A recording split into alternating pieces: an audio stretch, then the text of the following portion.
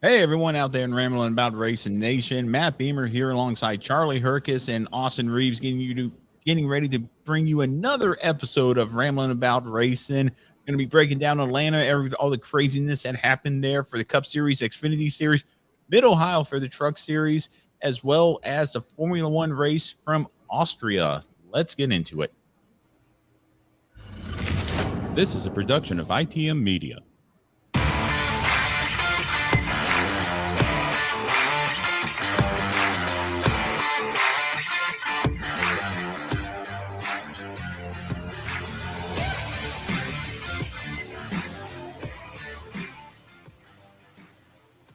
Yes, we are live once again on YouTube, Facebook, and Twitter, bringing you another episode of Ramblin' About Racing, joined always by our esteemed crew of crew, panel, whatever you want to call it, Austin Reeves and Charlie Hercus from South Alabama. Preston couldn't make it today, unfortunately.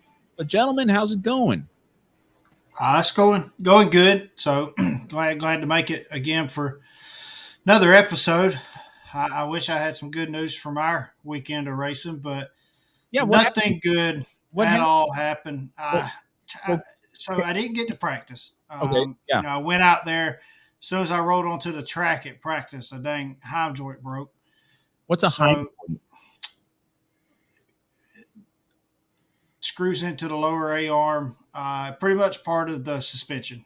Okay. So on the front, it was a front hime joint that broke. But it broke as soon as I hit the track. So no practice. I didn't want to. I could have rushed and made second practice. Didn't want to do that. And as soon as I did, we had plenty of time. Well, I still didn't want to necessarily just go out there and. Now, I wish I would have now, though, because as soon as I hit the track during the race, horrible vibration in the left front. Eventually went away. Still not sure exactly what it is. We're going to dig into that Wednesday night. But ran 10 laps and had another part break, and we parked it. So, but what part broke? The chain on the. Oh, that chain. During the race. It didn't just come off. It snapped clean in two this time. Oh, wow. Because I was watching the race. Kelsey live streamed the race, and she was doing a great job. And all of a sudden, you were running up front, and then just stopped. And then at that point, it was so funny. At that point, when you went off the pace, the live stream stopped. I think I heard Austin up there like, "Oh no," and the live stream just cut out. No, if it was me, I didn't say "oh no." I had a little more emphasis on my O's. Yeah, I didn't say "oh no." I wish Kelsey would have given a post race interview. That would have made my day. Hey, Kelsey, Charlie Hercus, what happened out there? Like, leave me alone. Yeah, I was upset for sure. Yeah, you wouldn't have wanted a post race interview at all. Not he like to took my head off when you opened the hatch to get out of the car. Oh wow. Yeah, I was a little upset. Just horrible night. Points lead's gone. Don't know what's going to happen from here. So just going to go through the car and have it ready for the 23rd and see what happens. All right. Well, we're definitely going to be there. Caroline and I will be there at the South Alabama Speedway for you, Charlie. And I got a nice little show I'm putting together here. Hopefully it all fits in together. And hopefully the big thing for me is hopefully the weather holds up. I'm just hoping the weather holds up for that weekend so we can enjoy it like it's supposed to be and enjoy it that night. It will be a lot of fun. I got something great fixing in the mix right there for YouTube. Can't wait for it. I just can't wait for it. It's going to be great. Hopefully it comes out really good. And it is going to be my first infield production thing like Preston and I wanted to do at Darlington, but that's all just crapped to bed when everybody was still worried about the COVID virus and everything. But I'm glad you're doing well, man. Can't wait for the 23rd. Austin, how you doing? Going good. Like to had a better race Saturday, but it happens. My buddy got a little mad, but it's racing. We'll move on to the next one. Went last Thursday for an anatomy scan on the kids. Everything's going good. No cleft lip. Hearts are doing good. Organs, everything checks out good. So everything's going good with the kids, and great. I'm doing fine as well. That lip will haunt you later down the road. Oh, we want it. Karma. Karma. I think that's what got us this weekend at the races. Mm-hmm. No. Well, Well, everything's going well here. Caroline and I are doing just fine. The baby's growing. She's now 5 months old. I can't believe that. It seemed like for Austin. Wait for it. And Charlie, I'm sure you could back me up on this. It took the baby forever to get here, and then all of a sudden, you blink your eye, it's 5 months later. And I'm sure for Charlie, you blink your eye, and it's 7 years later. It's no doubt. You think time goes faster whenever you graduate high school and stuff like that. Wait till you have a kid. Yeah. Well, I mean, I don't even hardly remember high school. That was a long time. Exactly. See, almost 20 years ago. Mm-hmm. Yeah. A lot's happened in 20 years. And I just remember wanting to get out of the house so bad. And now that I'm out of the house, it's like, well, I've had a fun adventure so far. Let's just say that. But I'm glad you guys are doing well. Hope everyone's doing out there, whether you're joining us on Facebook, Twitter, or YouTube Live, or your regular podcast platform later on in the week. Of course, B.U.R.N.S Radio, as always. Got a lot of things in the works here. Hopefully everything works out here. I'm just hoping everything does and come down to it. But if you're definitely there at South Alabama, well, it'll be 2 shows from now, 1 show from now. Either way, the weekend of the 23rd. Let us know you're there. We'll hang out, talk, maybe have an interview or 2, but just hang out together. It'll be fun. Can't wait for it. But gentlemen, I mean, anything else before we start getting into our... Okay, well, actually, I do have this. Charlie Preston, Austin, and I, this is a housekeeping thing, decided to forego the question of the week. It didn't really work out the way I wanted it to. I was really hoping for more fan interaction with that. But given last week's episode with a lot of fan interaction with that, I wish we would have done it earlier in the night. Unfortunately, timing couldn't work out with everybody to do it earlier in the night. But we got a lot more fan interaction just from the live stream and the fan interaction with that. So we're going to forego the question of the week because it seems like almost every week it's like, hey, what's the question of the week? And everybody's like, I don't know. I feel like we can answer a lot of the questions and stuff and have a more productive show if we ask them. Ask them and then answer them.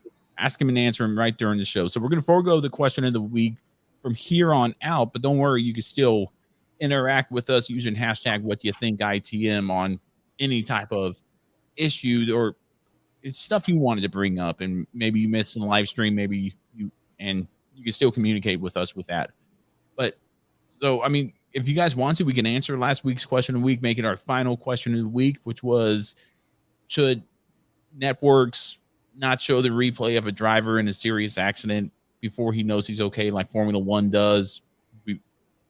And I mean, if you guys want to answer that, great. If not, we could just hop right into the Formula One race. What's up to you guys? I mean, it's pretty simple question. No, but I guess it depends on the type wreck it is too. Like if it was like it was in the F1 race, sure, that's not something you probably want to replay. Same way as if one of the Cup cars or something like that just takes a massive hit, or when it was like a wreck like Ryan Newman's, there's no point in replaying that. So yeah, and I mean those are the two crashes come to mind there as far as NASCAR and Indy Car. The Ryan Newman wreck, which they showed replay after replay of it, and then the Justin Wilson crash at Pocono in 2015 when that piece of nose cone hit him. So I mean they showed it, but in Formula One, like with Roman Grosjean, they cut away from it and didn't show it. With Joke on you, as Brian would say. I can't pronounce the guy's name. I apologize for that. Wrecked. I mean, they didn't show it until they realized he was okay. He was out of the car, and then they showed the replay of the car flipping. So that's like with all your NASCAR series. They're signed that they're okay as they just lower the window net. So I guess at that point, sure. But until that window net's lowered, let's not replay it. Yeah. Right. And with IndyCar, they lift the visor up and to show that the safety workers that they are okay. So, I mean, it could go either way if you ask me there with that. But I think we really covered that during the show. And then we asked it at the end it was just kind of redundant, in my opinion. So we're going to forego the question of the week this week and for here on out here at Ramblin about Racing. But I do have one thing to bring up here. And I was looking at Blind Spotting's Twitter page and seeing who's following them, and you will never believe what NASCAR podcast just popped up this year around February. And the name of it, Charlie, you'll never guess.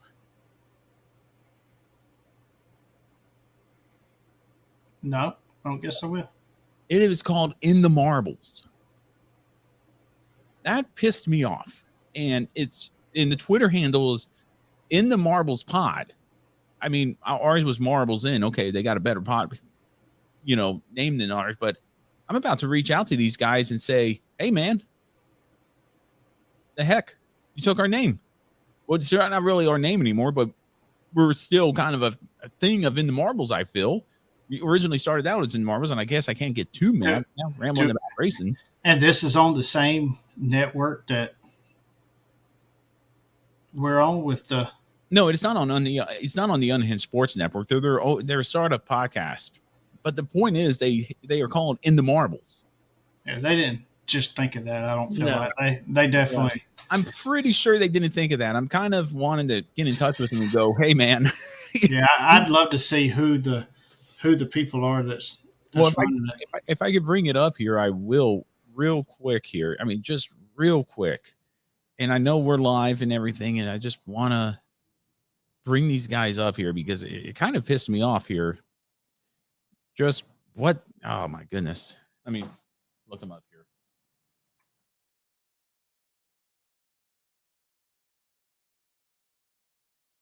All right, here they are. And I'm going to share my screen here, and I don't know if this is uncouth or not, but I don't care because it's my show, and I feel like these guys are just, it's just kind of a blatant, like, okay, so here's the shared screen here, and here's their website. And I don't know if you guys can see it. Can you guys see it? Here's their Twitter thing. You guys see it, right? Soda and Ethan. That's some pretty cool names. Soda and Ethan. But literally, they took our name. That was our name. And I get it. It's not anymore. But now either of these guys are going to be very popular or just like, who the heck are these guys? I'm like kind of upset by what happened there with this. I don't know. I don't know if it upsets you any, Charlie, but it upsets me. I don't have a dog in the fight. I wasn't on here before, so that's okay, man. I support you though, Matt. I'll go to fight with you. Who's this guy? I could definitely, it definitely rubs you wrong. Yeah. Because In the Marbles is a pretty unique name, and they didn't come up with it. I'm pretty sure it took you a while to come up with it.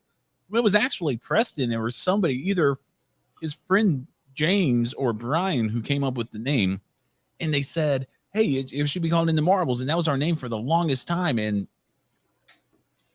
now that somebody else has the name, I feel kind of like, well, what if that's why Preston's not on here as much anymore? As he started his own thing within the Marbles. Preston Soda. Oh my gosh, that solves the mystery right there. Matt's gonna make a drive after the podcast. That's right. No. Well, we do have. I'm not gonna do that. It would be something I'll joke about maybe later. But hey, we do have a special thing here before we get into the Formula One race. We got Stephen Mazzali on.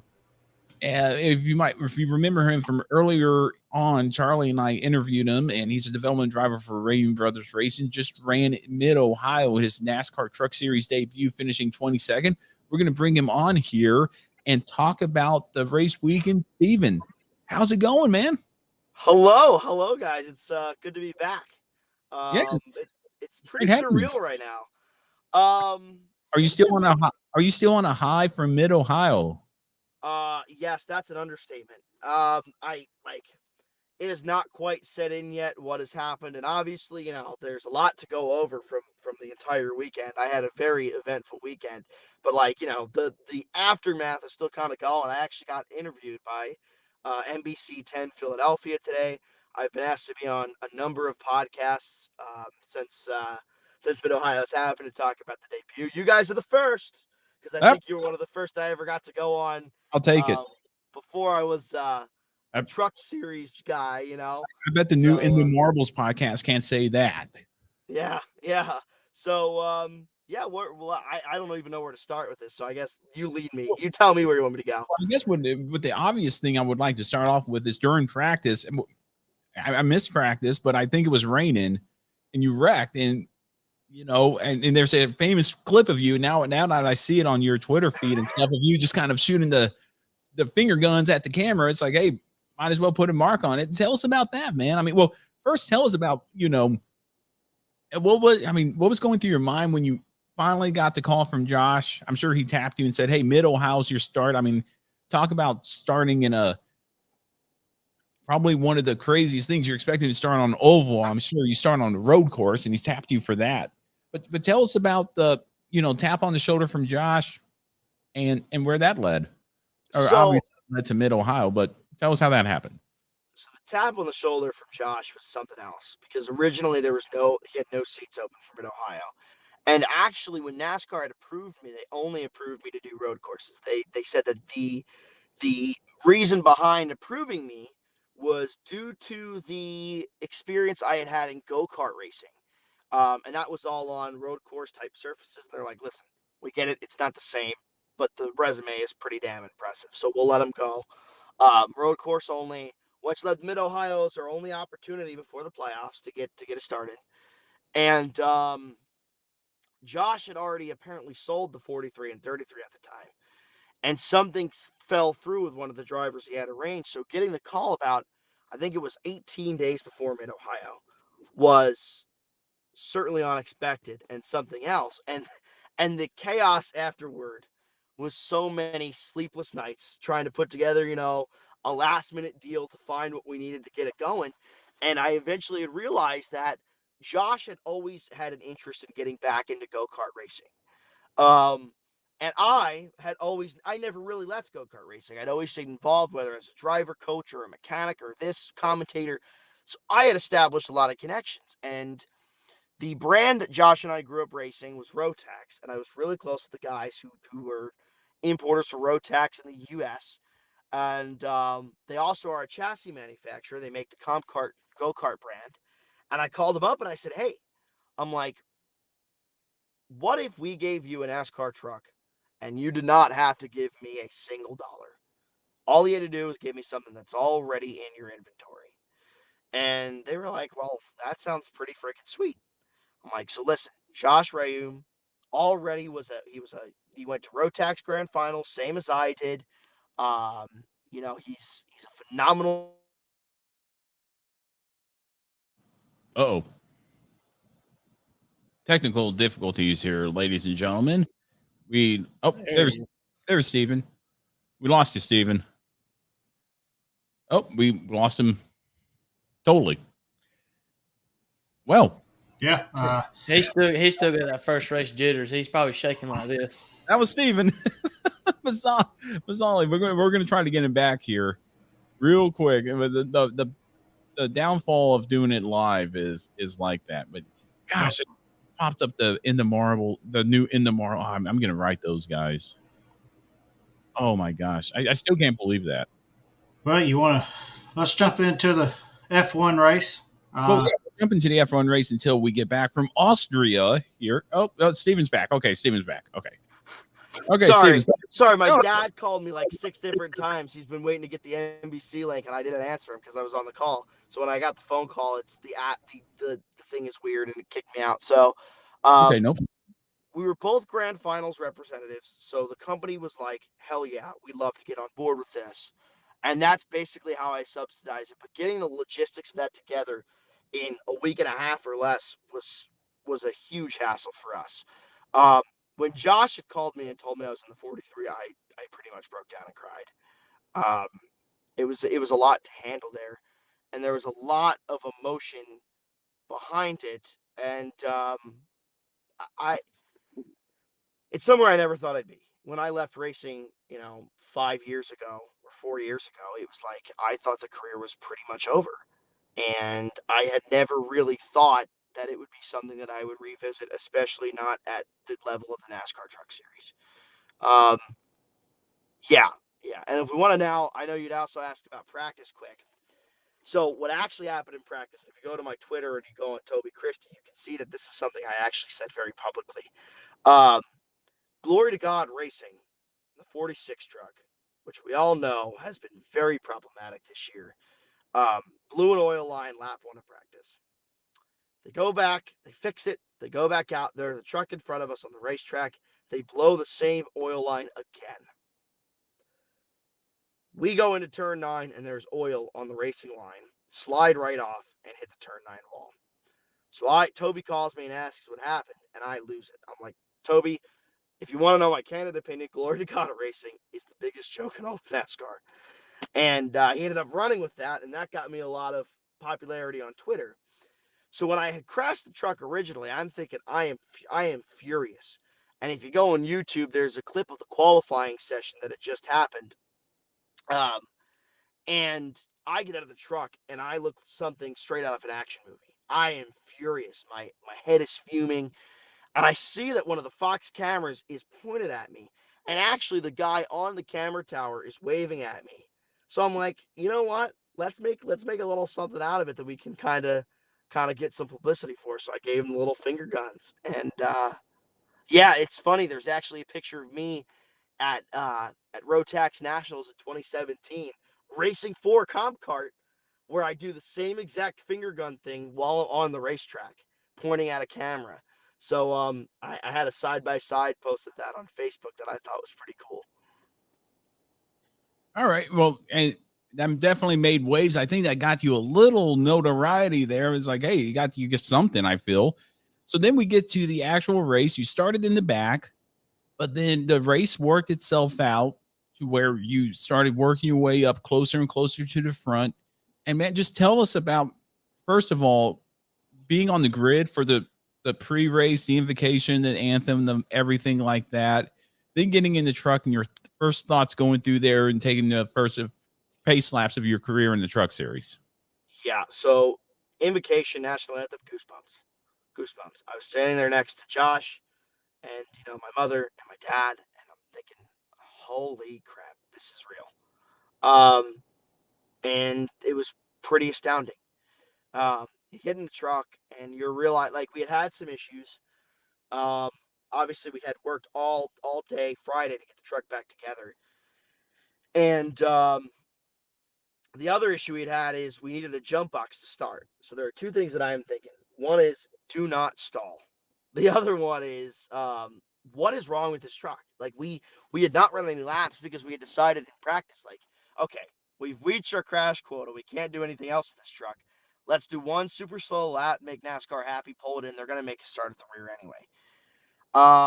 So here we are on the pace laps. I'm feeling it out. I'm like, okay, everything feels all right.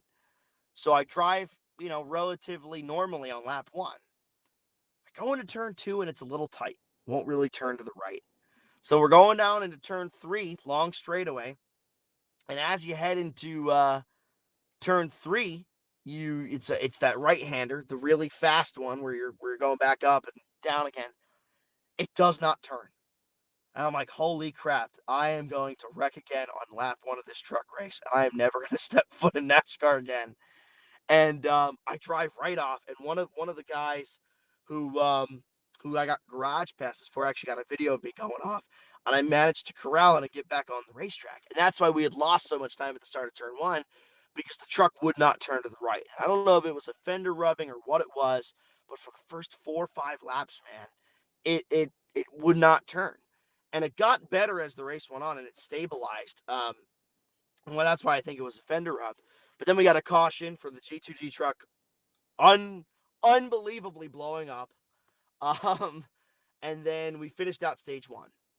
Stage 2, we put on all tires, and immediately I knew it. I asked the crew chief, I'm like, hey, do we just put on all tires? Because this thing is not driving the way it was, at the end of stage 1, where I felt like we were competitive with the fat guys.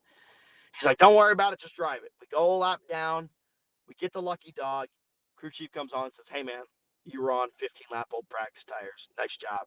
Now we're going to get to go race. And stage 3 is, I had worked it up. I had gotten comfortable with the crashed race truck.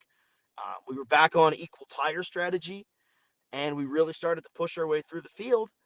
And with 1.5 to go, we found ourselves actually in 18th place. And we are on track for a top half finish. And I am driving, trying to catch Timmy Hill. I am like, Timmy Hill is battered at this point. And I really thought I could have gotten him, but something interesting happens here. My teammate Kenko Miura, who is 15 laps down at the time, tries to pass me going into turn 2. And I back out. I let him go. I'm like, I don't know why I'm racing. I don't know why he's racing me 15 down at this point, but I'm going to let him go. But then going down the backstretch, he decides that he wants to let me back by him. But then, as I'm passing him, he's like, I actually want to race you now. Like, okay. So we are aggressively going into turn 4 because at this point, I'm like, I can't let you go. I got to catch Timmy. And I had done a really nice job. 20 to go, I started getting really nasty brake fade. So I had done a nice job with the high speed stuff, pumping it, making sure the brakes were still there and consistent. But I forgot. I was too aggressive going against my 15 lap down teammate, and I broke too late, straight off into the gravel trap. Managed to keep my foot in it, get it back on, sort of the grass area. But disaster, I had stalled it. So I am freaking out on the radio. And like, guys, I think we're done. I don't think it's going to fire. And on comes my southern accented, thick southern accent and spotter. Calm as all hell. I was like, listen, man, turn those fans off, get her going. I'm like, okay, I'm going to try it. Turn it off.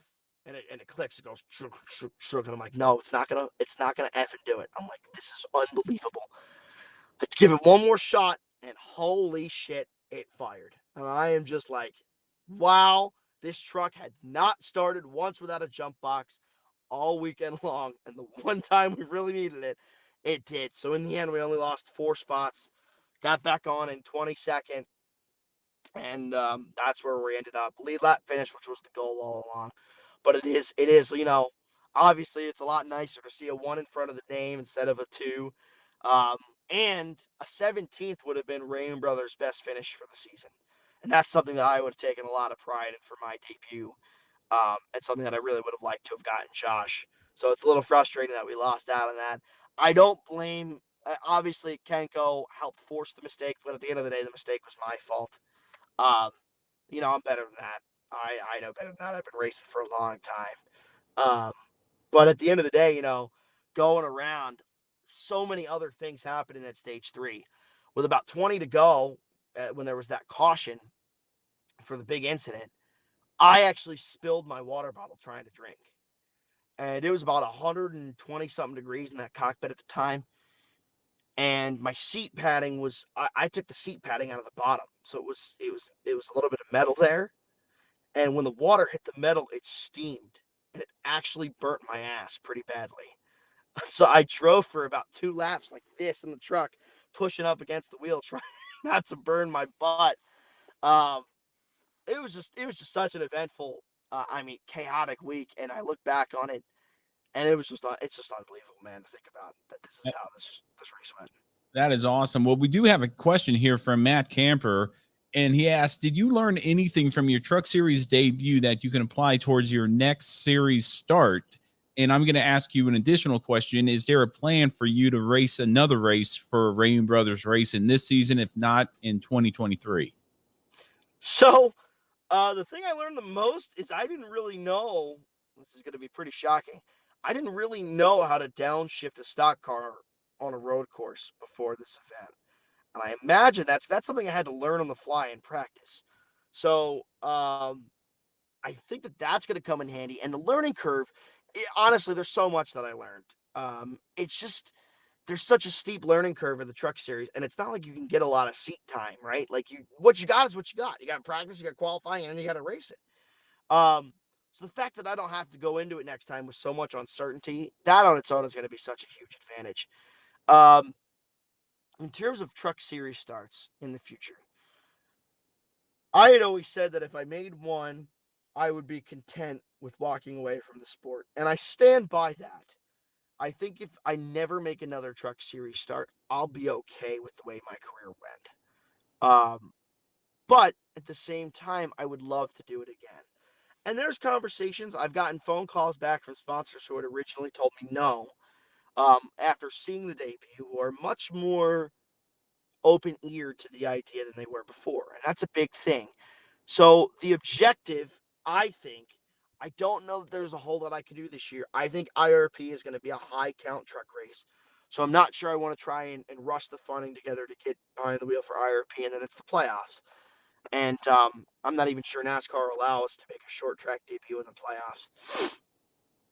But I will say there are conversations in the work to possibly try and put together funding for a full ride next year. And there are also conversations to try and get behind the wheel in ARCA this season to try and help edge along and ease the concerns of NASCAR to get approved to do bigger tracks in the future.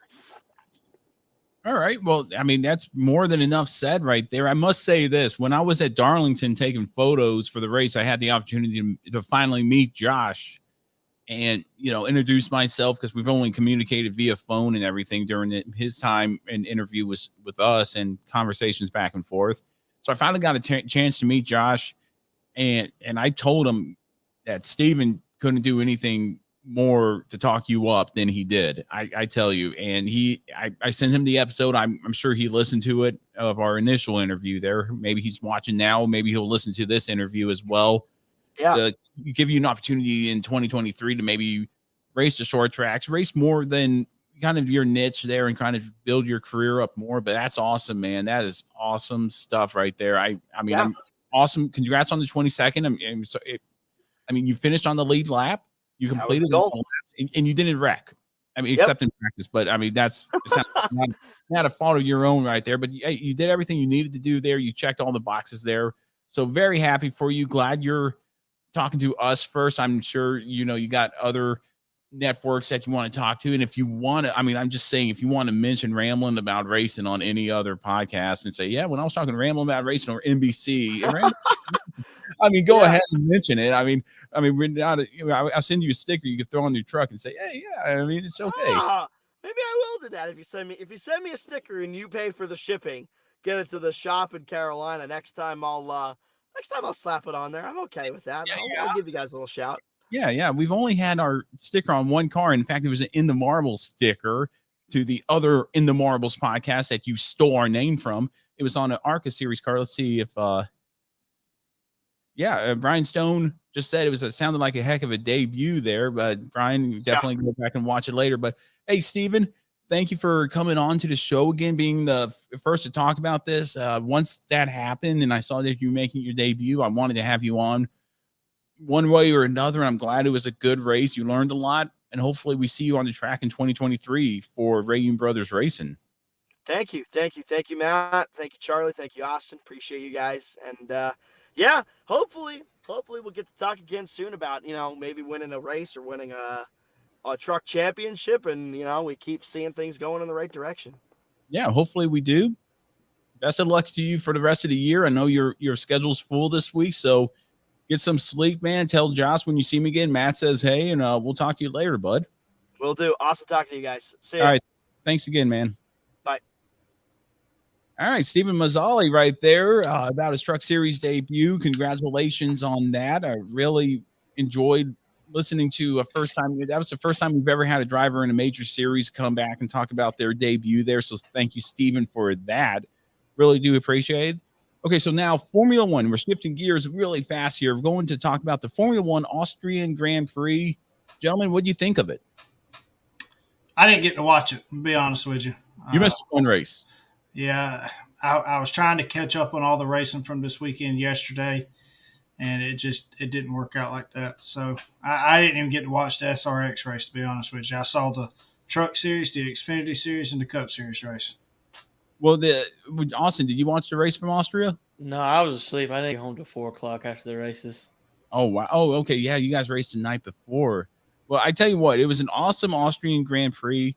Charles Leclerc ended up winning the race, and it brought me back to last week's episode when we were picking the race winners, and I picked Charles Leclerc. I would have looked like a genius. But, man, I had to go with Perez, who spun on lap 1 with contact and ended up DNFing. So I picked the driver originally who finished first, and then the driver I reverted to second because of whatever that finished last. So, I mean, I guess that's shame on me right there. But what was amazing to me about that race is that both Haas's, Mick Schumacher and Kevin Magnussen finishing in the points, Magnussen finishing 8th, Mick Schumacher finishing 6th. So although being one lap down, both of them, which is crazy to think about, that the top 5 were only on the lead lap and everybody else was a lap down. The fact that Haas finished in the points 2 weeks in a row, I don't think that shows a good a big boost to them, but they definitely have momentum going into the summer break. They could work on a few things, and after the summer break, come back and Yeah, I mean what they need to do. they put both their cars in the top 8, so I would say that's a pretty successful race weekend for that Haas team. And I'm not going to leave here without mentioning McLaren, Daniel Ricciardo finishing 9th, and Lando Norris finishing 7th, and both Mercedes finishing 3rd and 4th, with Hamilton finishing 3rd, Russell finishing 4th. Good race for them. Yeah, finishing 2nd. Oh, what's up, Charlie? No, Hamilton having 2 podium finishes and 2 races in a row there. Maybe they found their niche or their issue that they were having, and maybe got it worked out. The sad part is they're getting this momentum right before a break. So right. do you lose it? I mean, we'll see. Well, what blew me away is last week at Silverstone marked 10 races that Lewis Hamilton has been on a winless streak. And this makes the 11th race. So the longest winless streak of his career is happening right now in 2022, that of Lewis Hamilton. And I have to say, it's kind of one of those things where it's like, do we count out Lewis Hamilton, or is he just not there? Is it the new car? Is it a number of factors? I mean, I don't think he's done because he's still finishing on the podium, but I feel like he's barely hanging on by a thread, finishing 3rd on the podium weekly. Yeah. Third's not going to win it whenever you got Verstappen, finishing top 3 and winning races. Right. And looking at the standings here, Verstappen's still in the lead, more than 38 points ahead of Charles Leclerc. The 25 points helped out, but not a lot as far as I'm concerned. Sergio Perez were hitting the points, not finishing in the points. Carlos Sainz engine caught on fire, so that didn't help out Ferrari at all right there. Lewis Hamilton, as it stands currently, stands 6th in points, 19 points behind George Russell there, who is currently 5th in the points. In the constructor standings, Mercedes in 2nd. So we're seeing consistent finishes for Mercedes to keep them in the constructor. Or sorry, they were finishing 3rd. So they're still kind of in the constructors championship race. But Red Bull and Ferrari are taking off on that. They were having the more consistent finishes throughout the rest of the year. I'm curious to see what will play out towards the end of the race. And I have to say, I'm going to keep an eye on Haas. They're 7th in the points right now. They're in striking distance of Alfa Romeo. If they keep this up, and Alfa Romeo has their problems, it's not finishing in the points in DNF. And as the season goes on, I kind of wish Preston was here to talk about that more. But yeah, I mean, overall, the Formula One race was a really good race. I enjoyed watching it. Can't really say much more than that, really. Can you? I mean, do you guys have anything else to say about the Formula One race? No, we were both pretty wore out. Weren't we? Yeah, I could understand that. I totally forgot that you guys had the. Yeah, we were the last race of Saturday night too. On top of it already being about an hour late starting. We ate good though. Oh yeah, we ate real good. I mean, Kelsey, look, you're definitely going to pick a good race to come on the 23rd, because I'll tell you what, Kelsey, she tore it up in there in the pits cooking. So Jason's got to run for his money as far as race cook. I mean, he might just want to show up and eat this next one. Yeah. Don't bring your apron. Just bring your bring your bib. Yeah, bring your bib. So, well, I'm definitely looking forward to the 23rd. It's been circled on my calendar ever since it worked out to where we can make it down there. The Truck Series race, we kind of talked about it with Steven when he was on, but we got just his perspective. Parker Kligerman winning that race. I only watched the last 10 laps of that. What do you guys think of the Truck Series race there from Mid-Ohio? You had your leaders that kind of pulled away, but I mean, for the most part, there was pretty decent racing going on, I feel. Throughout the race. A lot of green flags, but that's to be expected on road courses. Right, on road courses. So, overall, though, it really wasn't a bad race. I mean, nobody just ran off with the lead, and there was just good battles going on throughout the rest of the field. Yeah, it was pretty much a Kligerman and a Zane Smith show, but Mm-hmm. there were decent battles throughout the field. Happy to see Parker Kligerman winning one, though. I will say that. And I do like Parker Kligerman. He's a good reporter when it comes to the pits, and now seeing him actually compete on the track more so in the truck series now, it's a lot of fun to watch. And I'm so upset that I've only caught the last 10 laps, but Caroline and I were doing yard work during the first pretty much laps prior to that. So that's on me. My bad. But then we get to the Xfinity race, and I'm going to tell you right now, gentlemen, I bet no surprise here for anybody watching, listening, whatever. I boycotted it once I saw Tyler Reddick. Turned it off. Turned it right off. So if you guys watch the Xfinity race, you can tell us about it. If not, that's okay because the Cup Series driver was in it. And that's a hill I'm willing to die on in NASCAR when it comes to NASCAR. I mean, it was a good race. Austin Hill ended up winning. Good win for RCR. That's his second win, right? Yeah, he won Daytona, I believe, earlier in the year. So that's 2 super speedway wins for him.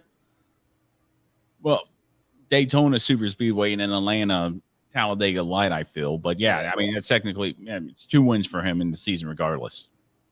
Yeah, he's definitely toting the banner for RCR, I guess, in the Xfinity Series because they're a 2-car team, I believe. So, decent race. A lot of battles up front, but not much there. So, yeah, I didn't watch it again because of the fact that Tyler Reddick was racing in it. So go back and listen to our earlier episodes of Ramblin about racing and when we were called In the Marbles to talk about what we feel about drivers coming down the lower series. Matt's pissed. Oh, I'm so happy that I found that. I'm going to give those guys hell over that. What you do is you invite them on the show. And then you bust their I make sure I have threw a few of them back before that. Oh, yeah. Whole 12 pack. Preston is there too. It's like, you pieces of crap. I will buy like the case, the 30 pack. We just can't be live because all you're gonna hear is beep beep beep beep beep beep beep beep. That might be a Patreon special there, the ambush of In the Marble. I still can't believe they did that. Anyway, going to the Cup Series, we have a lot to unpack here in the Cup Series when it comes to the racing at Atlanta. But first, I'm going to get your overall initial thoughts of the race. How did everybody enjoy the race there on Sunday from Atlanta? Good. I thought overall it was really good race.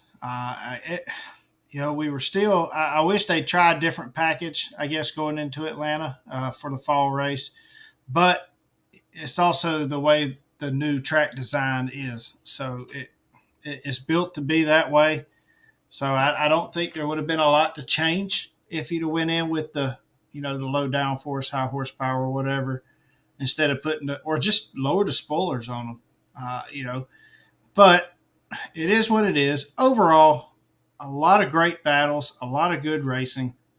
No one car just checked out in the front, and we didn't see that typical one line high groove. You could pass them on the bottom just as good as you could pass them on the top. So overall, good race. And you didn't see a lot of tire issues this weekend. No, I think you saw one. One. Yeah, you saw one. Yeah, that was Alex Bowman, I believe. Wasn't it? He just straight up spun out like a top. The race for me was overall good. I mean, from green flag to checkered flag, it wasn't a bad race whatsoever for the Cup Series. I would say it was one of the better races there. It definitely was better than the spring race, I feel. But it wasn't, it was still Atlanta, the new Atlanta, still have to get used to it. And I got to clarify something with you guys. If you know or anybody out there knows, is it illegal for them to go below the yes line? Yeah, it's super speedway rules. You cannot pass below the line. Okay, that in my opinion takes away from the racing. We're not a big fan of the double line rule as it is. We understand why it is implemented at Talladega and Daytona, but at a speedway as super speedway like Atlanta, I feel like the the track should be able to pass on there. I don't like the double line rule. I mean, I thought it was no double line rule, no out of bounds for super speedway racing there in Atlanta. But apparently I was wrong in the intel I got from that. So kind of upset about that. Wish it wasn't, but I mean, that's neither here or there. That's a rule. And it didn't really affect anything. We didn't see anybody taking a dive down below the line. So we didn't see much come out from it. But we have to talk about this. Ross Chastain, once again, not making any friends in the Cup Series garage here, spinning out Denny Hamlin, spinning out a couple of other drivers there, Martin Truex Jr. Yep.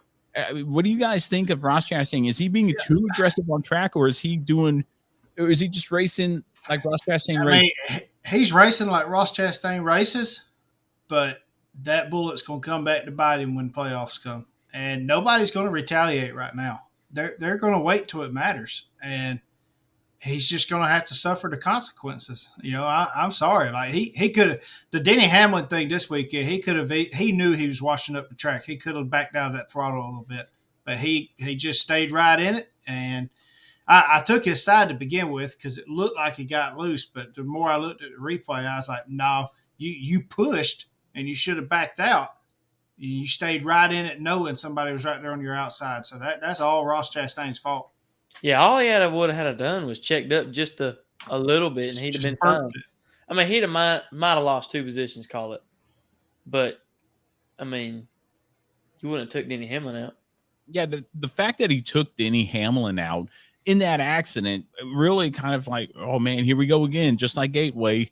Denny Hamlin he didn't show much anger. I mean, I wasn't listening to his scanner at the time, but I'm sure in his scanner during Radioactive when Fox brings it up, it would tell a different story.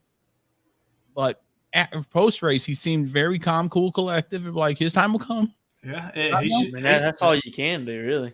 That's exactly what he's going to do. You know, Denny's not going to get him back right now. No, absolutely. So there will be a retaliation, I'm telling you, and it's not going to be just from Denny Hamlin. No. So no, it's not. But is this bad for? I mean, for us watching it, at least for me watching it, this is great watching Ross Chastain get up there, rub fenders with everybody. Although, it might be a bit too aggressive at times, because I mean, even Dale Earnhardt didn't do stuff like this. He didn't just wreck people for the sake of wrecking them. I mean, I'm sure if he asked Harry Labonte, he would tell a different story, or anybody else that raced against Dale Earnhardt. But he's racing so aggressively every lap. And that's what I like to see out of a driver there. And I get it. It's a 260 lap race. Yeah. He's racing like it's the final lap on every lap. I'll say that I don't think it's bad for Chastain as it is bad for Trackhouse, because Trackhouse is about to get some tore up cars later in the season. But Justin Marks will. He said he'd back him up 100%. Back him up 100%. And I get from his standpoint, and I listened to him talking about this with Dale Earnhardt Jr. on Dale Jr.'s podcast, that it's not fun going to the racetrack every week and fixing these cars every week, because then the price starts going up. The juice isn't worth the squeeze at that point for Justin Marks. But, I mean, I look at Ross Chastain, it's like I see a throwback driver who's willing to give 120% every lap of every race. And then when the checkered flag falls, we'll deal with it later. I just like the fact that after the race, we saw NASCAR security around Ross Chastain just ready they were just anticipating anybody coming up there and confronting him about it. But that leads me to this question, Charlie and Austin, since you guys are drivers. As a driver, is it better for the sanctioning body to police the actions of a driver on track? Or is it more beneficial for drivers to police themselves away from the spotlight? There's probably a process to it. You know, I think as a driver, you got to realize when, yes, the light's shining on Chastain right now and he's eating it up. He's still young to the Cup Series. And I guess it could come back to bite him, but at the same time, you know, the owners, being Justin Marks and Pitbull, I guess, should, play their hand in trying to police it up a little bit. Like, hey, look, we get You're giving it your all. We couldn't ask for any more. But just like this past weekend situation, he gave it his all, took out some cars. You give it your all, but when you're making more enemies than you got friends out there, there's a line that he may have You're crossed. just setting yourself up for something bad later on down the road. But if you're a team owner, I mean, in my opinion, there shouldn't be a but after you're running great. You're doing well. Ross Chastain finished second this weekend at Atlanta, having a very consistent year, 2 wins of the season so far.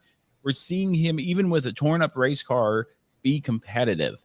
And if I was a team owner, if I was Justin Marks or Pitbull, probably one day, Mr. Worldwide here, or whatever Pitbull says, that I would want to see if Charlie was my driver or Austin was my driver or anybody was my driver, them not care about what other people think. We'll defend you 110%. You give us second place finishes and wins and top 5 finishes every weekend, and we'll defend you to the ends of the earth.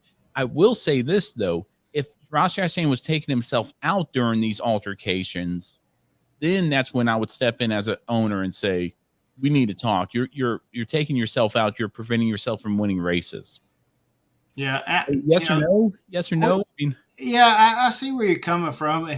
At the same time, we don't know the conversations that are taking place at the shop and stuff like that. Like, sure, in the heat of it, you're going to defend your driver, just like with the Noah Gragson thing, a couple races ago.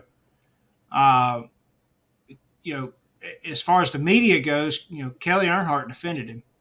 Right. And Dale Jr. was disappointed in him, but he was still like, he's my driver still. Yeah. So in the spotlight, I think you're going to defend him, but there's probably a little bit different conversations that take place. Yeah, those conversations behind closed doors are a little bit different than what you see on social media for sure.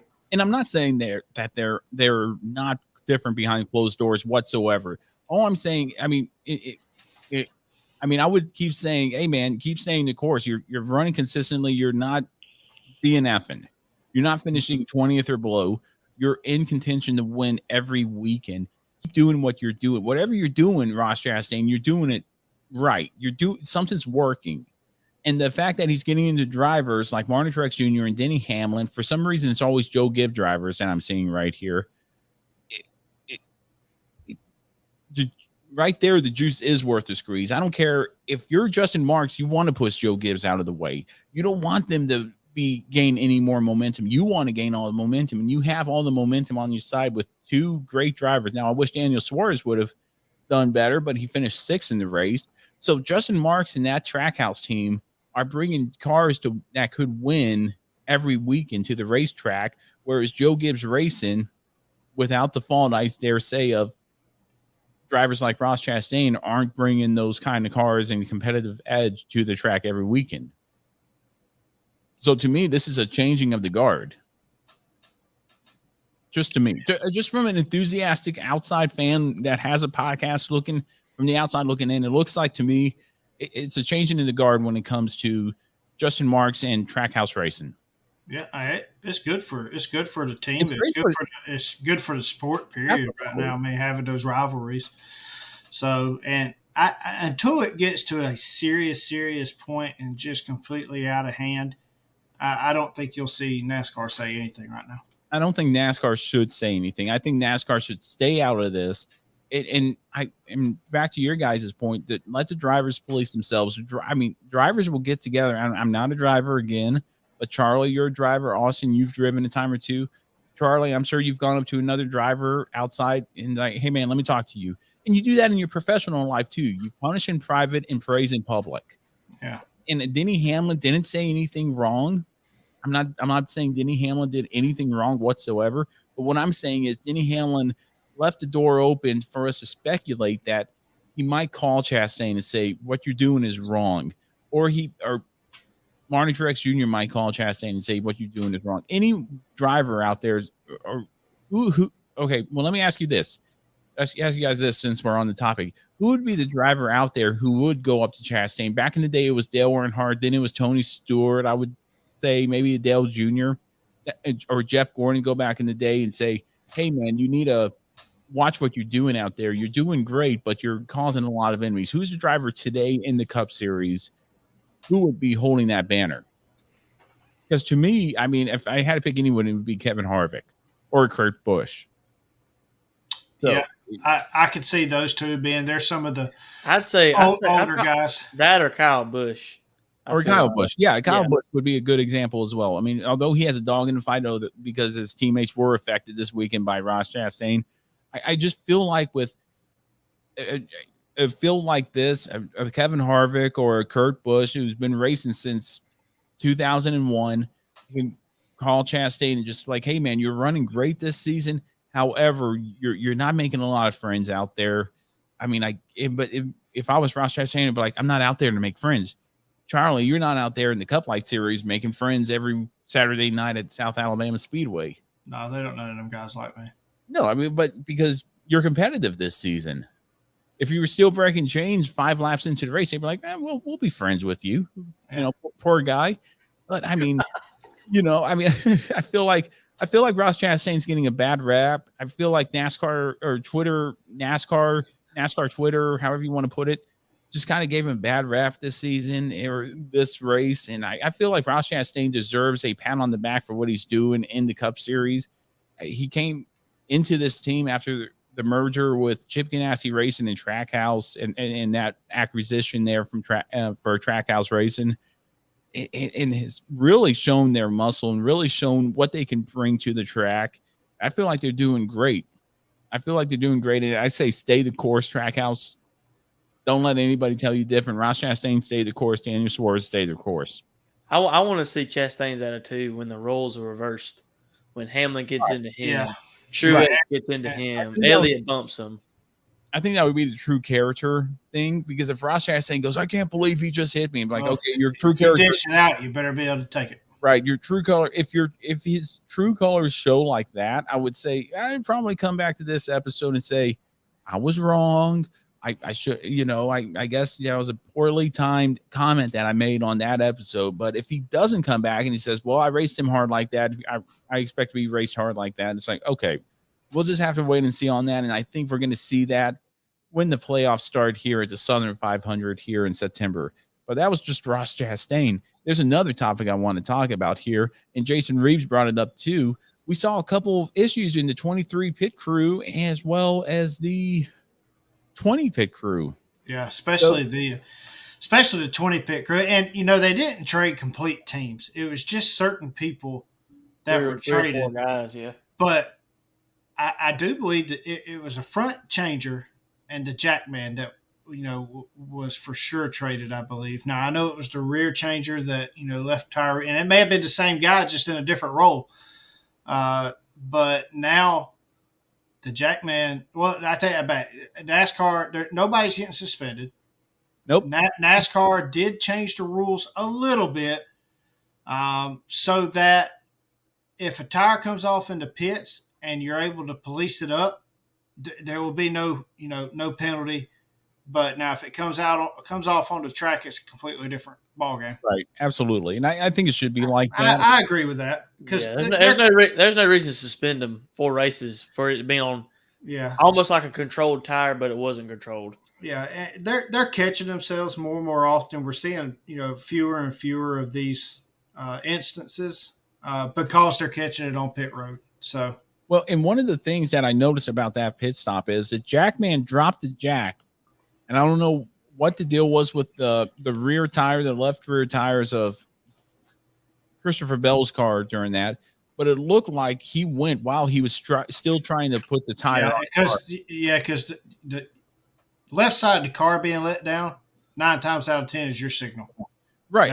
That is go time. Yeah, unless the crew chief says go on me, not on the jack. And the driver is trained, once that jack goes and you feel that dip, I'm letting off the clutch and I'm going down pit road and to get back onto the racetrack. So, I'm not blaming Christopher Bell. I'm not blaming the crew chief. I'm not blaming the jackman, and I'm not blaming the tire changer, because we've seen that in the past before, even with 5 lug nuts, where it's like, I didn't get them all tight. And now that we have that single point of failure with the single lug nut, it's going to be more evident as it was at Atlanta with Christopher Bell and that tire coming off. I'm glad nobody's getting suspended for that because it was on pit road. But now we're starting to see, was it really Bubba Wallace's team? I mean, if that team member did come from 2311 to Joe Gibbs, I mean, poor Christopher Bell, I feel bad for it, but we didn't really see much out of Bubba Wallace this weekend anyway. He finished in the 14th position. I mean, I thought he was out of the race early on, but, finished 14th, didn't have a horrible run compared to a lot of other guys. But then Christopher Bell, let's see where he finished here. If I could bring him up here real quick. He didn't have a solid run all day. He was towards the back, I know. Well, not really. I got to find him here. 19th.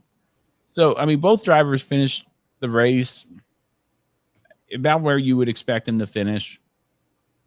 So, I mean, it's not really, it didn't really help Bubba Wallace. It didn't really hurt Bubba Wallace. It didn't hurt Christopher Bell. It didn't help Christopher Bell. It could have just been one of those things that, like, shut the driver up or shut the team up, like we talked about last week, but we dug in a rabbit hole right there with that. The winner of the race, Chase Elliott. Drum roll, please. I think it's just too good to be true.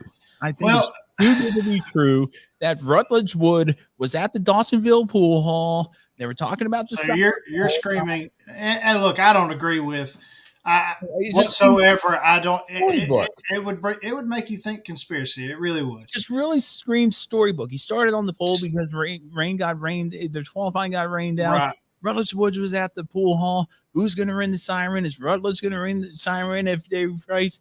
To me, I was pulling for Corey LaJoie. I was pulling for Ross Chastain. Anybody but the 9 car to win that race. I was pulling for LaJoie all day.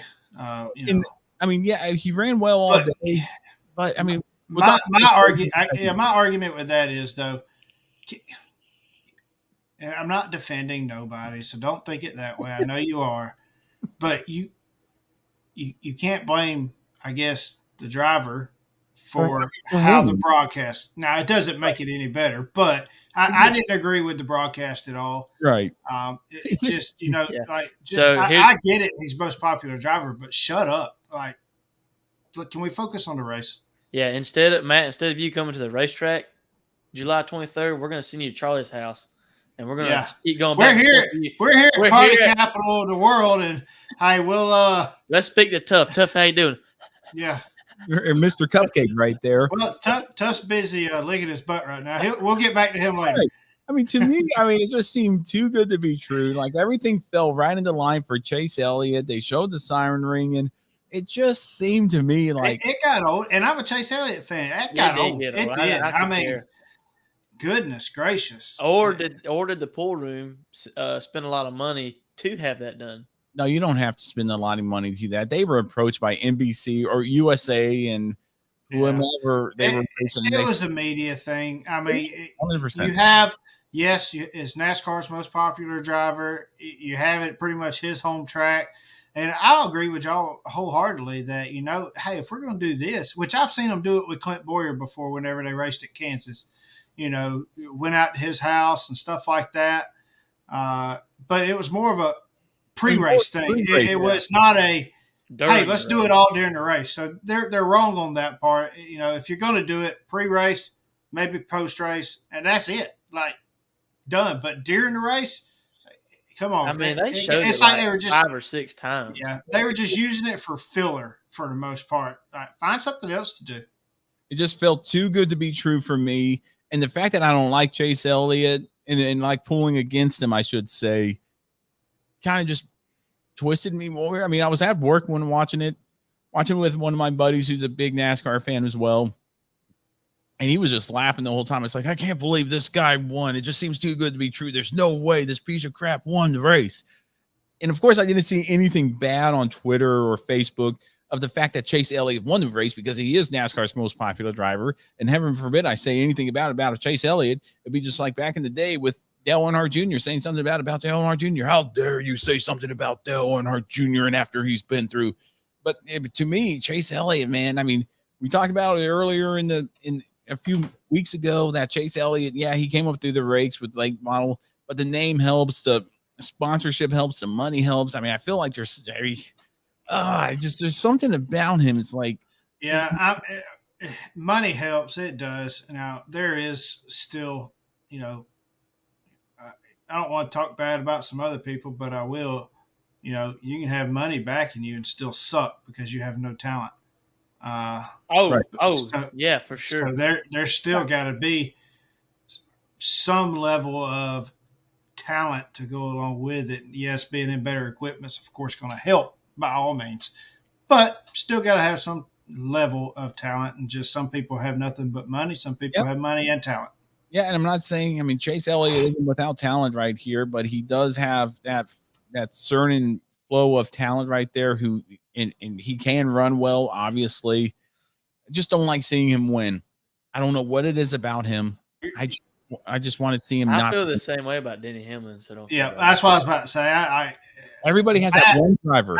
Seeing Elliott win is like me seeing Hamlin or Logano win. Agree to 100%. And I'm like, and I don't know what it is. I wish if Logano won, he'd put one of them horse masks on. Epic. I would actually be happy he won then. I mean, there's just, I don't know what it is. I'm sorry if you're a Chase Elliott fan out there. If Chase Elliott happens to be listening to this podcast saying, I want to listen to Ramblin about racing this week, there's just something about Chase Elliott. I don't know what it is. It's cool that he's sponsored by Hooters. That's about the only car I could get behind. I'm like, that's a cool car. Kind of like, they got pretty good chicken wings. Yeah, they do. They do got good wings. Yeah, they do. But, but I mean, other than that, I mean, if it wasn't for that, I wouldn't have a care in the world for Chase Elliott. I mean, their buffalo sauce is good. Their buffalo sauce is good. But now we'll talk about Corey LaJoie here real quick. He called his shot earlier in the week saying he's going to go all out for this race. He showed what he can do up there in the pack, although be it that this is somewhat like a Daytona and Talladega, where it's a restricted play track. Everybody's kind of on a more level playing field, I should say. Got in that last lap, Chase Elliott came up and blocked. I mean, there's nothing wrong with what Chase Elliott did there. I feel like anybody else in that position would have gone up there and blocked. It's just that Corey LaJoie wasn't there all the way, and then he paid the price by going into the wall and finishing 21st, and everybody wants to talk about how good he ran. But I would have been more impressed with Corey LaJoie finishing second, vice 21st. I mean, he went for it, checkers or records. I mean, what does he have to lose? Yeah. I feel like he had nothing to lose right there, but man, blocking has just become such a huge thing on those type races, right? And it does lead to a lot of wrecks, unfortunately. It does, and that right there, I mean, and we're going to see it again at more races coming up. We'll see it at Talladega whenever we're there. Not only Talladega, but I feel like Daytona in the final race of the season, Corey LaJoie has a chance to do well there and get his way into the playoffs. Although, be it, I want to bring out one more topic here before we get into our final thoughts and start wrapping up the show here. So, I mean, yeah, the blocking has become an issue, but I mean, in the words of Brad Keselowski, if you throw a block on me, I'm not moving. Yeah. And very easily could Corey LaJoie have taken out Chase Elliott. Yeah, I feel like I couldn't have been upset because you got a block through on you. You didn't check up. You're going for a win, right? It's a dang if you do, dang if you don't situation, right? And somebody's going to be the hero and somebody's going to be the villain in that situation every time. But unfortunately, in this situation, the most popular driver did throw the block, so there's no going to be villain in that point. It's just they're going to look at that as a racing incident, which I do. In 24 hours of cooling off, it's like, okay, that was a racing incident. Corey LaJoie was going for it. Good on him. Didn't work out. It is what it is. No, I'm with you. So that was the Cup race. So we're going to start wrapping it up here. Racing. Oh, no, I wanted to bring this up here. I got something to bring up. Do you think Corey LaJoie would have been in that position if they didn't do the strategy on pit stop? Because they didn't take no tires. They just took straight fill. Yeah. If they took 4 tires, that'd have put him in the back. Do you think No. Do you think he had a car to drive up to the front? It's too hard to pass. He might have had a car, but it's just way too hard to pass. That's what I was thinking. They done a fantastic job on pit stops. Yeah. No tires, just fill. That gave him the track position. I think that's what led him to being up front. I think he only took 2 tires to stop before that last one. So those left sides were super old. But what was you wanting to bring up, Matt? What I was going to try to bring up here was the playoffs here. We got a few races to go here in the playoffs, but the big thing I see here is that when well, let me bring it up here.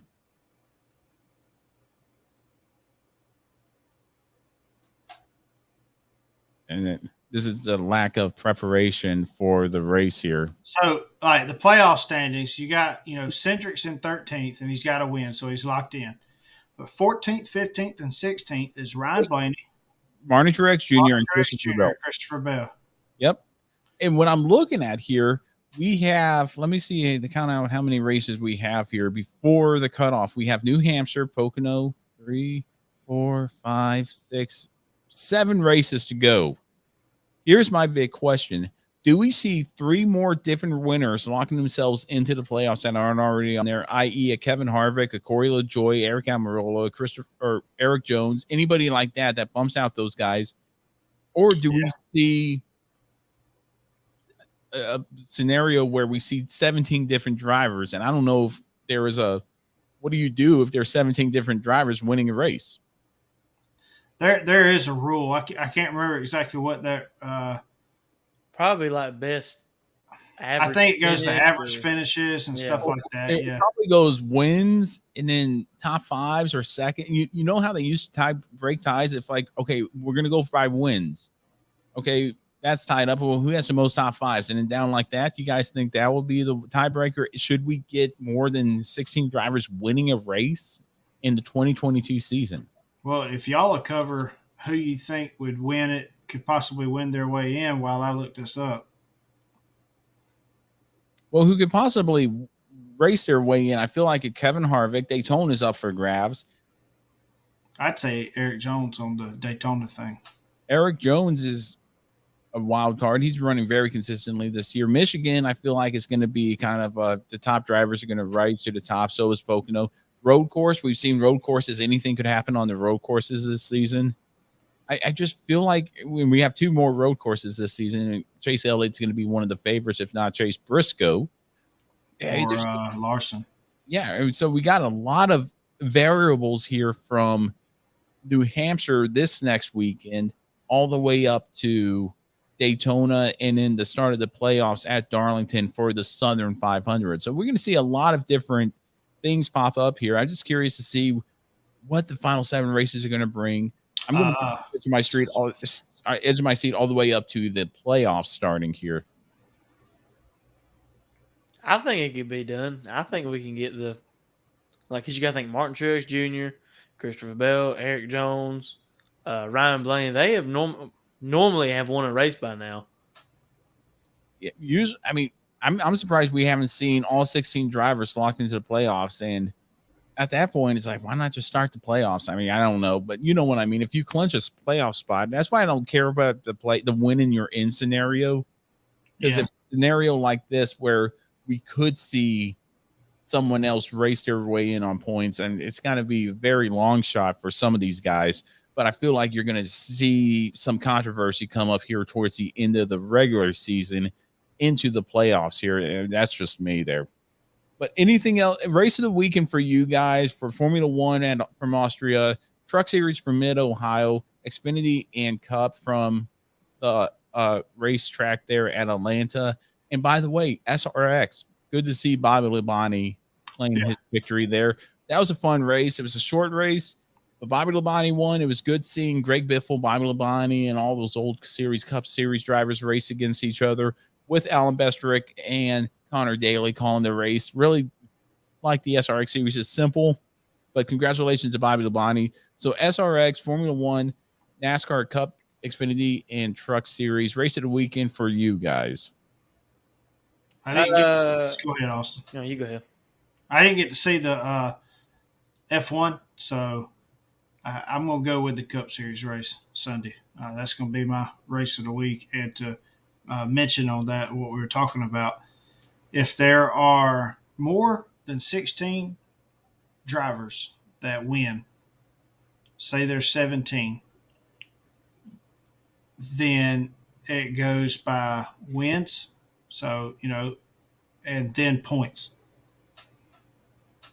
So you could technically be the 17th car, but if you've got more points than the 16th car, so like if there's 16 that's already won, and there's a 17th winner at Daytona, if that 17th winner actually has more points than the 16th driver, he bumps the 16th driver out. It's going to be very interesting to see what's going to happen here towards the end of the playoffs or towards the end of the regular season. I can't wait for that. But real quick, I think we're on Austin here. Race of the weekend for you. Yeah, I'm going to go with Cup race. I hate to miss the F1 race, but Xfinity race and truck race was good, but Cup race is going to do it for me. The Cup race was a good race, but so was the Formula One Grand Prix from Austria. Seeing Charles Leclerc get that victory and all the struggles that he had some throttle issues that he had to work through. Carlos Sainz having engine issues, catching on fire there. I mean, that was a good race there. I'm going to have to go with the Formula One race from Austria there. And now we get into the upcoming races for this weekend here. We're going to start off with Indy Car, the Honda Indy Toronto. That's literally what it's called. Honda Indy Toronto there from Toronto, Ontario, July 17th at 3:20 p.m. Eastern Standard Time, and that's going to be on Peacock. So hopefully everybody has Peacock and has access to that. I want to say you might not have to pay for it, but maybe you do, maybe you don't. Let us know in the comments below if you do have to pay for that. And then we get up to the races that we see, the trifecta races that we see coming up here that we picked a few weeks ago for I think it was the Iceberg here, the Iceberg episode, the New Hampshire, Pocono, and Indy road course coming up here, the flat tracks here that we're kind of seeing what the car will do, the Gen 7 car will do on there. Going to be racing New Hampshire for the Xfinity and Cup Series. The Xfinity Series will be racing New Hampshire Saturday, July 16th at 2:30 p.m. Eastern Standard Time on USA. And on Sunday, July 17th at 3 p.m. Eastern Standard Time on USA will be the New Hampshire race there for the Cup Series. Formula One's off this weekend. They'll be racing the following weekend from France. So looking forward to that. And real quick, do we have an SRX race coming up here this weekend? Mm-hmm. It's Missouri, I believe, or Kansas. It's a dirt race. Oh, okay. That'd be fun. So from Missouri, the SRX series on CBS will be there. And yeah, it's always fun. That's going to be a Saturday race. So go check that out. I think it usually starts around 7 p.m. Eastern Standard Time with the heat races and in the main feature there. Should be a lot of fun. Never a dull moment there for the SRX series. But gentlemen, anything else before we get into our final thoughts, our this week in NASCAR and our fantasy standings? I'm good. All right. We're gonna pick the white flag. White flag.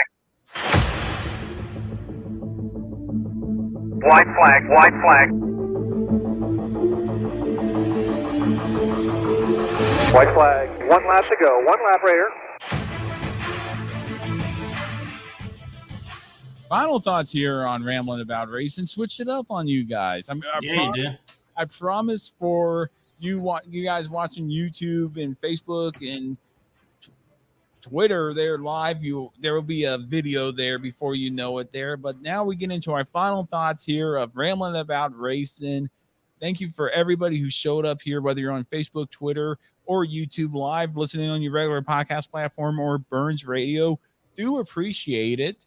Appreciate the support. Appreciate the questions. Thanks for Stephen Mazzali coming on and talking about his debut in the truck series there from Mid-Ohio. Hope to have him back on. Hoping to have a lot of other drivers back on throughout their career here towards the end of the season here when everything starts dying down.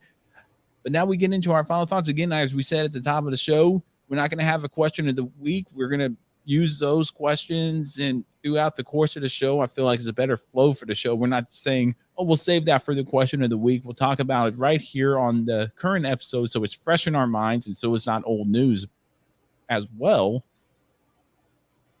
But I'd like to say that if you still want to contribute to that and if you listen to it the show on your regular podcast platform, you're not live here on Facebook or Twitter, or even if you do watch it on Facebook or Twitter or YouTube, you can still use hashtag what do you think ITM and bring up the issue here, whether it be the Chase Elliott media thing at the pool room or Ross Chastain, Trackhouse Racing, anything else. Bring it up using hashtag what do you think ITM, and we'll definitely respond to you and bring it up next episode. But Charlie, do you want to get started on the fantasy standings following the race there at Atlanta? And I must say, I updated my standings or updated my fantasy roster. So it showed because you had a good run this weekend. All right, I did. So yeah, top 10 here. B93 is 10th. Summers Racing is 9th. Smoking Woody 8th. Matt, you're sitting 7th. Super Sumo is 6th. SMR R&D 5th. SMR Operations 4th. S-Blades 3rd. Matt Kemper 2nd. Myself is still 1st. It's the only points I'm leading after this racing weekend. But it is what it is sometimes. Matt Kemper gained some points on me. We're exactly 100 points apiece from 1st to 2nd, and then a little more than that to 3rd. So that's your fantasy league update. All right. Now I'm just trying to find you a good one here. I again, a disclaimer here. I cleaned up everything here, so I didn't have time to do it. And that's really an excuse. And I feel like it's a bad excuse for what I didn't do to try to contribute to this week's show. So I'm trying to find you a good. Okay. Well, here's one. It's not that far off here. I think we're squeeze it in here. July 16th, 1983. And this is a good one. I think everybody will be surprised about this. July 16th, 1983, Dale Earnhardt drives his Ford to victory lane in the Nashville 420 for his first short track win in 3 years. Dale Earnhardt outruns Darrell Waltrip by more than a half a lap to score his 8th career win. And that happened July 16th, 1983. Dale Earnhardt did indeed drive a Ford to victory lane. So use hashtag what do you think ITM to tell all the Dale Earnhardt Jr. I buy a Chevy because it's a Dale Earnhardt thing. Well, Dale Earnhardt drove a Ford to victory lane in 1983. Boom. What team was he driving for then? Probably Australian. It's probably only time Fords were winning back then. But anyway, no, I'm just kidding. Just kidding here. But hey, gentlemen, that was our show. Everybody, that was our show. Thank you again for everybody tuning in. And I'm going to leave it up to you guys. Anything else before we wrap it up here? I'm good, buddy. We'll wrap it up. We're almost an hour and a half into it. So Jason Reeves said Bud Moore. Dale Earnhardt raced for Bud Moore in 1983. That's why we have fan interaction. Thank you, Jason. So, okay. No, the only thing I got to say is good luck to Howie. I think he's running this weekend in New Hampshire. He's running in New Hampshire. We'll give a quick shout out to Howie running in New Hampshire there in the Xfinity Series for, who is it? Not Spire, but Alpha Prime? Yeah, Alpha Prime. Alpha Prime. For some reason. We're still looking forward to Talladega with Howie. And that is going to be a wild night if Howie pulls off to win at Talladega. Ooh, after party's going to be fun. Oh my gosh, that's going to be a lot of fun. But Charlie, you have anything else before we get into before we wrap up the show here? No, I'm good. All right. Well, with that being said, we're going to go ahead and wrap up this week's episode of Ramblin About Racing. Thank you so much for everybody tuning in, whether you were on Facebook, Twitter, or YouTube Live, or if you're on your regular podcast platform or Burns Radio later on in the week. Really do appreciate that. Thank you to Stephen Mazzali for showing up to this week's episode, talking about his Truck Series debut there with Rayum Brothers Racing. Congratulations on the 22nd finish. Make sure to head over to ramblinaboutracing.com to links to all of our social media platforms, Facebook, Twitter, Instagram, and YouTube, to stay up to touch with what's going on here on the Ramblin About Racing. I'd like to especially take this time to thank everybody who's joined us on Twitter here in the last couple of weeks. Really do appreciate that. Thank you to our partners, Stand Up to Cancer and Fanatics. And for Charlie Hercus, Austin Reeves, I'm Matt Pinger. Thank you so much for tuning in. Stay safe and have a good rest of your week.